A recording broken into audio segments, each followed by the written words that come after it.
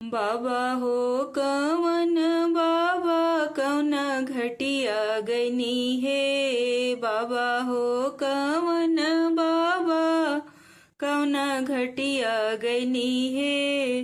कौना घट के पनिया से कलसा भरवनी है। कौना घट के पनिया से कलसा भरवनी है।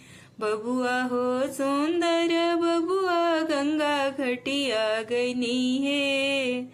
बबुआ हो सुंदर बबुआ गंगा घटिया गनी है। गंगा घाट की पनिया से कलसा भरवनी है। गंगा घाट की पनिया से कलसा भरवनी है। पापा हो कवन पापा कौना घटिया गैला हो।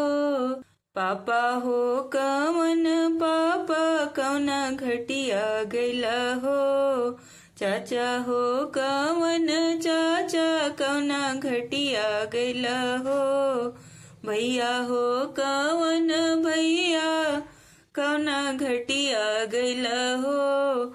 फूफा हो कवन फूफा कौना घटिया गैला हो। कौना घट के पनिया से कलसा भरवला हो। कौना घट के पनिया से कलसा भरवला हो। बबुआ हो सुंदर बबुआ जमुना घटिया गनी है। बबुआ हो सुंदर बबुआ सरजू घटिया गनी है। ओही घाट के पनिया से कलसा भरवनी है। ओही घाट के पनिया से कलसा भरवनी है।